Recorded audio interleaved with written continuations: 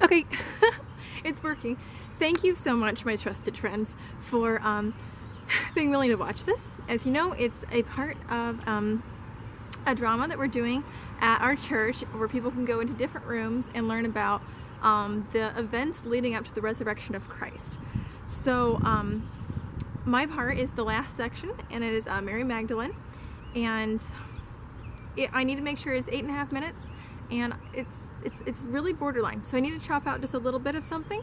And if you have some tidbits on the acting or whatever, that'd be awesome.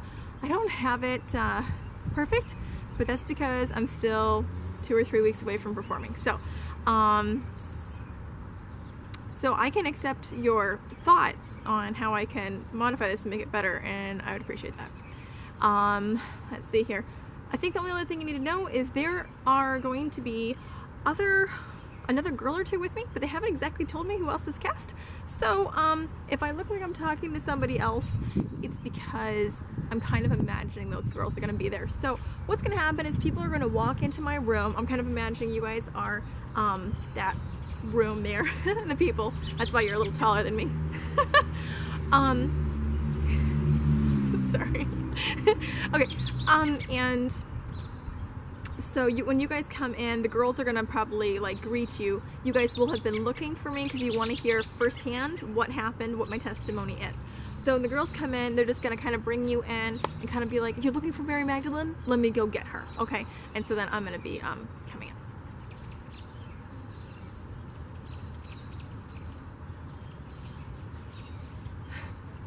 I'm Mary Magdalene. I'm so glad you guys want to hear the story. It is so amazing. I can't even believe it. All right, you have a moment. All right. Oh, they want me to tell you from the very beginning. It's a sad beginning, but it ends so well. So just hold on. All right. Well, I'm Mary Magdalene. You might kind of know me. I'm a little infamous, but I'm not who I used to be. But earlier, well, I know a lot of people dabble in spiritual things, mediums, demons, fortune telling.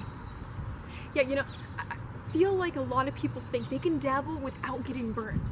But the truth is, if you're not with God, you're burnt already. Well, I ended up with 7 demons inside of me. I felt like a living corpse. I was going along, but it wasn't even me. Sometimes I would speak and a man's voice would come out of my mouth. I was terrified. I was scared of myself. I was scared to be alone. I was scared to be with other people. I just wanted to die. I felt like living, walking death. Sometimes inside of me, I would hear it say like, "Kill her." And then another part would be like, "Now we must torment her." I was so scared. So one day I was just walking along, and I stumbling. And I kind of saw this crowd of people, kind of like you all, just bigger. And there was one figure, I couldn't really make it out, that kind of stood out. And then all of a sudden, the demons raging inside of me halted. And I could start to see better. And I could see this figure. It was this man. Just looked kind of normal. But the demons knew he was not a normal man. And then all of a sudden the voice welled up inside of me. And it said, "Jesus!" And Jesus said, "Hush!" And then Jesus said, "Come out of her." And all the demons came out. I felt like freedom, but then I started collapsing, and Jesus came and he grabbed me. He looked into my face and he said, "Mary." I felt life. I felt known. Like he knew who I really was to be. Life. Light. My rescuer, my powerful one. Who could this be that had more power over the demons, over Satan? I didn't know, but I knew I had to follow him. He was my powerful one. So I did.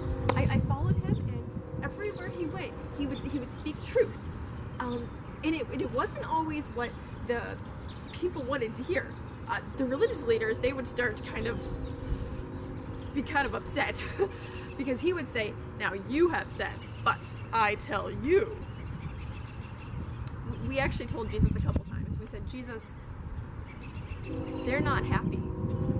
I don't know what's gonna," and Jesus would say, "No, I must speak truth. I only speak the words which the Father gave me." That's what he would call God, his Father.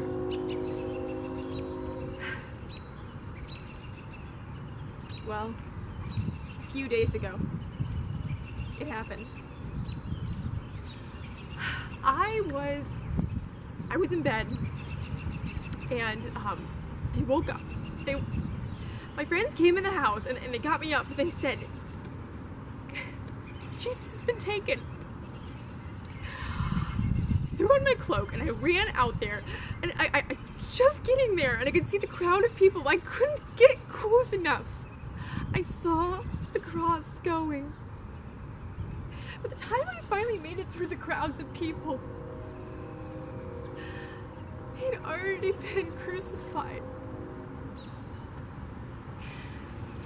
Jesus, my powerful one.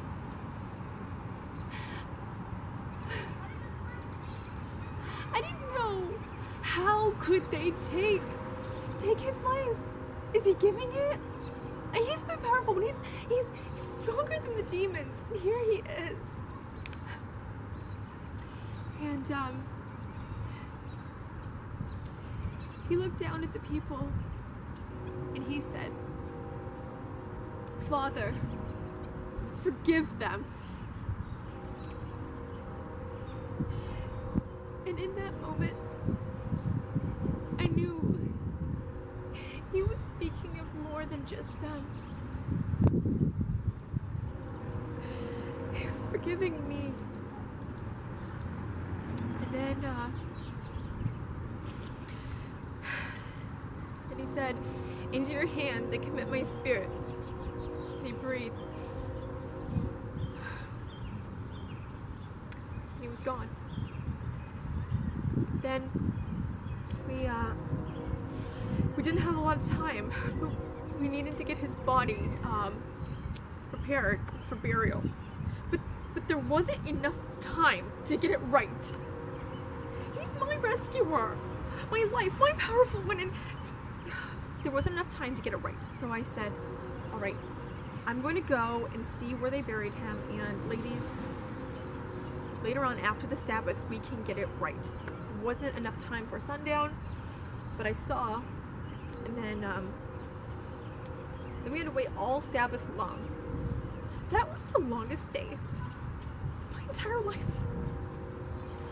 But finally, we got up, and so we were going to the tomb, just overcome with grief.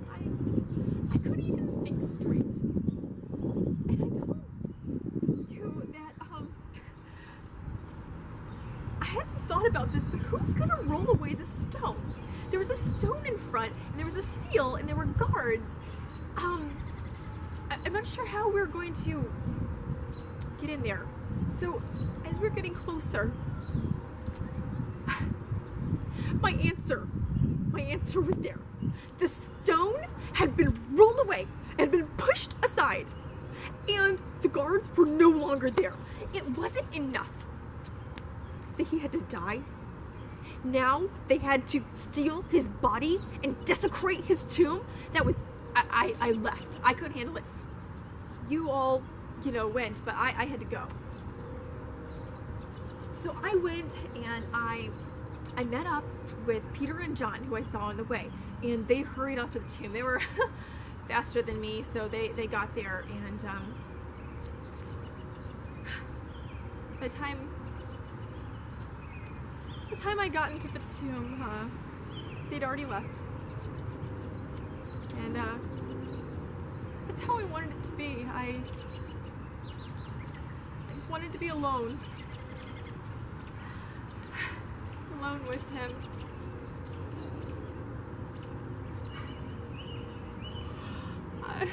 I couldn't believe it. And I looked into the tomb, and there was these two men in white, and they said, "Woman, why are you crying?" And I said, "Because they've taken away my Lord, and I don't know where they put him." And then I realized, you know what? He fought for me. I'm gonna fight for him. I don't know where they put him, but I'm going to get him back. He's my powerful one. And then I heard somebody behind me, and I thought that might be my answer. And as I was turning around, it was like a gardener, and he said, "Woman, what are you doing here? Why are you crying? Who are you looking for?" And I said, if you stole his body, tell me where you put him, and I'm gonna come back and get him." And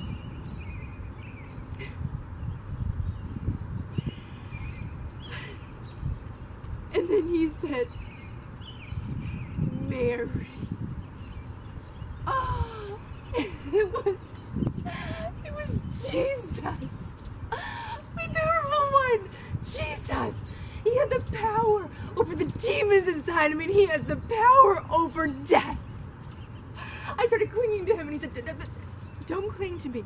Go tell the others that I am going to ascend to my Father and your Father, to my God and your God." I thought, he always spoke about his Father.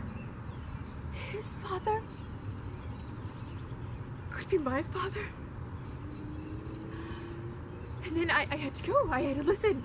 He said he needed to go, and now I'm telling you, he's alive. Jesus is alive. He had the power over the demons inside of me. He has the power over death. Believe my testimony. I don't know where he's going. I don't know what he's doing. But he has the power over death. He is life itself. And I'm going to follow him. Please believe me. Follow him too.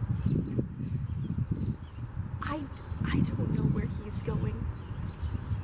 But I do know is that Jesus, he's on the move.